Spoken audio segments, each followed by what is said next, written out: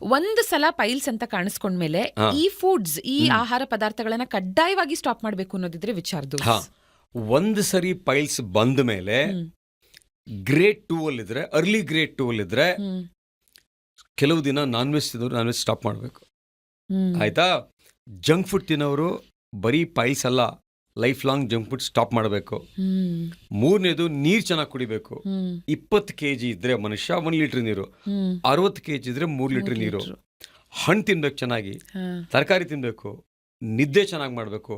ಒಂದ್ಸರಿ ಪೈಲ್ಸ್ ಅಂತ ಬಂದ್ರೆ ಇದೆಲ್ಲ ಮಾಡೋ ಜೊತೆಗೆ ದಯವಿಟ್ಟು ಬಂದು ಡಾಕ್ಟರ್ನ ಕನ್ಸಲ್ಟ್ ಮಾಡಿ. ಕರೆಕ್ಟ್. ನಿಮಗೆ ಅದು ಪೈಲ್ಸ್ ಅನ್ಸ್ಬೋದು, ಅದು ಕ್ಯಾನ್ಸರ್ ಸಹ ಆಗಿರ್ಬೋದು. ಅರ್ಥ ಆಯ್ತಲ್ವಾ? ಹಾಗಾಗಿ ಯಾವುದೇ ಸಿಂಪ್ಟಮ್ ಬರಲಿ, ಬ್ಲೀಡಿಂಗ್ ಆಗಲಿ, ನೋವಾಗಲಿ, ಪಸ್ ಹೋಗ್ಲಿ, ಬೇದಿ ಆಗಲಿ, ಮ್ಯೂಕಸ್ ಆಗಲಿ, ಹೊಟ್ಟೆ ನೋವು ಬರಲಿ, ಪದೇ ಪದೇ ಬೇದಿ ಆಗೋದು, ಪದೇ ಪದೇ ಕಾನ್ಸ್ಟಿಪೇಷನ್ ಆಗೋದು, ಮನೆ ಬದ್ದು ಮಾಡೋದು ಬಿಟ್ಟು ಮರ್ಯಾದೆಯಿಂದ ಒಳ್ಳೆ ವೈದ್ಯರ ಹತ್ರ ಹೋಗೋದು ಬಹಳ ಒಳ್ಳೇದು. Correct. So that was my next question. Piles cancer ಆಗಿ ಟರ್ನ್ ಆಗಬಹುದಾ ಅನ್ನೋದು. ಪೈಲ್ಸ್ ಯಾವತ್ತೂ ಕ್ಯಾನ್ಸರ್ ಆಗಿ ಟರ್ನ್ ಆಗಲ್ಲ. ಓಕೆ. ಆದರೆ ಕ್ಯಾನ್ಸರ್ನ ಪೈಲ್ಸ್ ಅಂತ ಕನ್ಫ್ಯೂಸ್ ಮಾಡಿಕೊಂಡು ಎಷ್ಟೋ ಜನ ಪ್ರಾಣ ಬಿಟ್ಟಿದ್ದಾರೆ. ಈ ಒಂದು ಕನ್ಫ್ಯೂಷನ್ ಇಂದ ಇವತ್ತು ಇಂಡಿಯಾದಲ್ಲಿ 100ಕ್ಕೆ 78 ಜನ ಕೋಲೋನ್ ಕ್ಯಾನ್ಸರ್ಸು ಡಯಾಗ್ನೋಸ್ ಆಗೋದು ಲೇಟ್ ಸ್ಟೇಜಲ್ಲಿ, ಆಸ್ ಪರ್ ICMR ರಿಪೋರ್ಟ್ ಪ್ರಕಾರ. ಯಾಕೆ ಲೇಟ್ ಸ್ಟೇಜ್ ಡಯಾಗ್ನೋಸ್ ಆಗುತ್ತೆ ಕ್ಯಾನ್ಸರ್ ಅಂತ ಹೇಳಿದ್ರೆ, ಒಂದು, ಬ್ಲೀಡಿಂಗ್ ಅಂದರೆ ಅವರು ಪೈಲ್ಸ್ ಅಂತ ಉದಾಸೀನ ಮಾಡುತ್ತಾರೆ. ಎರಡನೇದು, ಕ್ಯಾನ್ಸರ್ ಸೈಲೆಂಟಾಗಿ ಬೆಳೀತಾ ಇರುತ್ತೆ, ಅವ್ರಿಗೇನು ಸಿಂಪ್ಟಮ್ ಇರಲ್ಲ. ಮೂರನೇದು, ಹೋಗಿರ್ತಾರೆ ಡಾಕ್ಟರ್ ಹತ್ರ, ಡಾಕ್ಟ್ರು ಸರಿಯಾಗಿ ನೋಡಿರಲ್ಲ. ನಾಲ್ಕನೇದು, ಕ್ವಾಕ್ಸ್ ಹತ್ರ ಹೋಗಿರ್ತಾರೆ, ಅವ್ರು ಎಲ್ಲ ಬ್ಲೀಡಿಂಗು ಪೈಲ್ಸ್ ಅಂತೇಳಿ ದಾರ ಕಟ್ಟಿರ್ತಾರೆ. ಆದರೆ ಎಲ್ಲ ಬ್ಲೀಡಿಂಗು ಪೈಲ್ಸ್ ಅಲ್ಲ, ಅದು ಕ್ಯಾನ್ಸರ್ ಸಹ ಆಗಿರ್ಬೋದು, ಕ್ರಾನ್ಸ್ ಡಿಸೀಸ್ ಆಗಿರ್ಬೋದು, ಅಲ್ಸಿರೇಟಿವ್ ಕೊಲೈಟಿಸ್ ಆಗಿರ್ಬೋದು, ಅಥವಾ ಪಾಲಿಪ್ ಆಗಿರ್ಬೋದು. ಸೊ ಬ್ಲೀಡ್ ಆದಾಗ ದಯವಿಟ್ಟು ಹೋಗಿ ಡಾಕ್ಟರ್ ಹತ್ರ ಒಂದು ಕೊಲೊನೋಸ್ಕೋಪಿ ಮಾಡಿಸ್ಕೊಳ್ಳೋದು ತುಂಬಾ ಒಳ್ಳೇದು.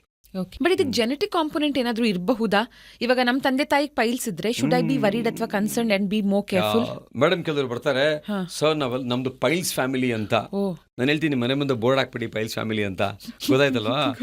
ಯಾಕೆ ಪೈಲ್ಸ್ ಫ್ಯಾಮಿಲಿ ಅಂತ ಹೇಳಿದ್ರೆ ಮೇಡಮ್, ಆ ಮನೆಯಲ್ಲಿ ಎಲ್ರದ್ದು ಒಂದೇ ಲೈಫ್ ಸ್ಟೈಲ್ ಇರುತ್ತೆ, ಒಂದೇ ಫುಡ್ ಹ್ಯಾಬಿಟ್ಸ್ ಇರುತ್ತೆ, ಒಂದೇ ಸ್ಲೀಪಿಂಗ್ ಪ್ಯಾಟರ್ನ್ ಇರುತ್ತೆ.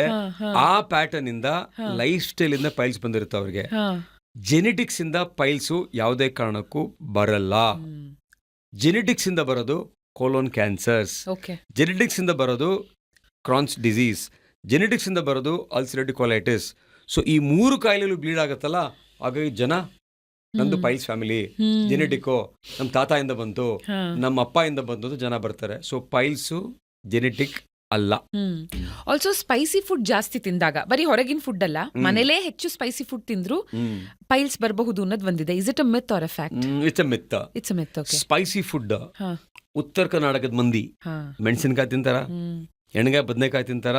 ಬಟ್ ಔಟ್ ಡಯಟ್ ನೋಡಿ, 4 ಥರ ಪಲ್ಯ ಇರ್ತದೆ, ಜೋಳದ ರೊಟ್ಟಿ, ಫೈಬರ್ ಇರುತ್ತೆ, ಸ್ವಲ್ಪ ಅನ್ನ, ಬೇಳೆ ಸಾರು ಎಲ್ಲ ಇರುತ್ತೆ, ಮೆಂತ್ಯ ಸೊಪ್ಪು, ಉಳ್ಳಾಗಡ್ಡಿ ಎಲ್ಲ ಇರ್ತದೆ. ಓಲ್ಡ್ ಮೈಸೂರಲ್ಲಿ ಇಷ್ಟು ಅನ್ನ, ಇಷ್ಟು ಸಾರು ಇದು ತಿಂತಾರಷ್ಟೇ. ಸ್ಪೈಸಿ ಫುಡ್ ಇಂದ ಪೈಲ್ಸ್ ಬರಲ್ಲ. ಸ್ಪೈಸಿ ಫುಡ್ ತಿಂದ್ರೆ ಹೋಗ್ಬೇಕಾದ್ರೆ ಮೋಷನ್ ಸ್ವಲ್ಪ ಉರಿ ಆಗುತ್ತಷ್ಟೇ.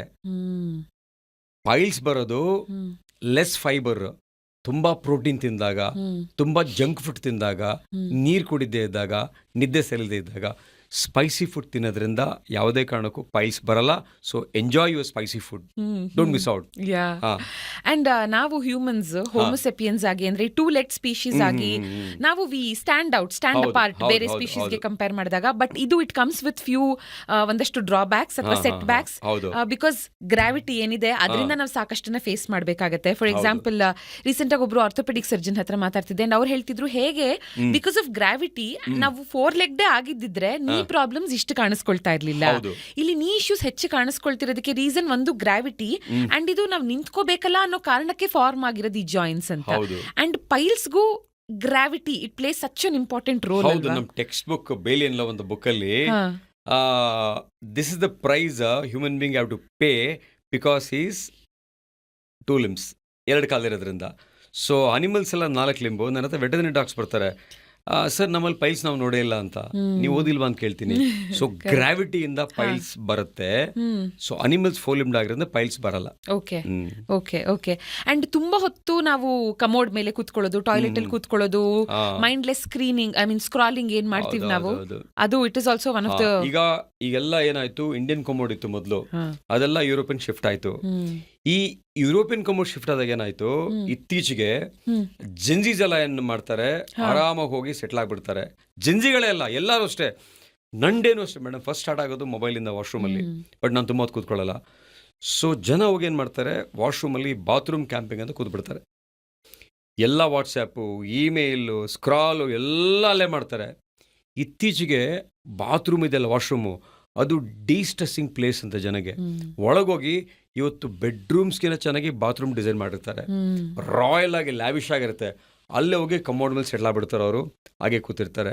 ಸೊ ತುಂಬ ಹೊತ್ತು ಕೂತು ಆ ಪ್ರೆಷರಿಗೆ ವೇನ್ಸು ಆರ್ಟ್ರೀಸ್ ಎಲ್ಲ ಬಲ್ಜ್ ಆಗಿ ತುಂಬ ಹೊತ್ತು ಕೂರೋದ್ರಿಂದ ಬಾತ್ರೂಮಲ್ಲಿ ಪೈಲ್ಸ್ ಬರುತ್ತೆ. ಅಂಡ್ ಕೂತ್ಕೊಳ್ಳೋದು not just on commodes, chair ಮೇಲೆ ತುಂಬಾ ಹೊತ್ತು ಕೂತ್ಕೊಳ್ಳೋದು ಕೂಡ ಇಸ್ ಹಾರ್ಮ್ಫುಲ್ ಅಲ್ವಾ ಸರ್? ಚೇರ್ ಮೇಲೆ ಈಗ IT ಪ್ರೊಫೆಷನಲ್ಸು, ಆಮೇಲೆ ಟೈಲರಿಂಗು, ಡ್ರೈವರ್ಸು, ಆಮೇಲೆ ನಮ್ಮ ಎಷ್ಟೋ ಸರಿ ಹೇಳ್ತೀನಿ ನಾನು, ನಮ್ಮ ಈ ಫೈಲ್ಸ್ ನೋಡ್ತಾರ ನಮ್ಮ ಬ್ಯೂರೋಕ್ರಾಟ್ಸು, ಅವ್ರು ಕಾಮನ್ ಪದ ಏನಂದ್ರೆ, ಫೈಲ್ ಮೇಲೆ ತುಂಬ ಹೊತ್ತು ಕೂತ್ಬಿಟ್ಟಿದ್ದಾನಪ್ಪ, ಫೈಲೇ ಕ್ಲಿಯರ್ ಮಾಡ್ತಾ ಇಲ್ಲ ಅಂತ. ಸೊ ನಾನು ಹೇಳ್ತೀನಿ, if you sit on files for a long time you will get piles, please clear your files ಅಂತ. ಹಂಗೆ ಅವ್ರಿಗೆಲ್ಲ ಬರೀ ನೀವು ಫೈಲ್ಸ್ ನೋಡ್ತೀರಾ, ನಾನು ಫೈಲ್ಸ್ ನೋಡ್ತೀನಪ್ಪ ಅಂತ ಈ ನಮ್ಮ ಬ್ಯೂರೋಕ್ರಾಟ್ಸ್ ಫ್ರೆಂಡ್ ಜೊತೆಗೆಲ್ಲ ನಾವೆಲ್ಲ ಜೋಕ್ಸ್ ಮಾಡ್ತಿರ್ತೀವಿ ಅಷ್ಟೇ. ಸೊ ಹಾಗೆ ತುಂಬ ಹೊತ್ತು ಒಂದೇ ಕಡೆ ಕೂತ್ಕೊಳ್ಳೋದ್ರಿಂದನೂ ಸಹ ಫೈಲ್ಸು ಬರುತ್ತೆ. Okay okay.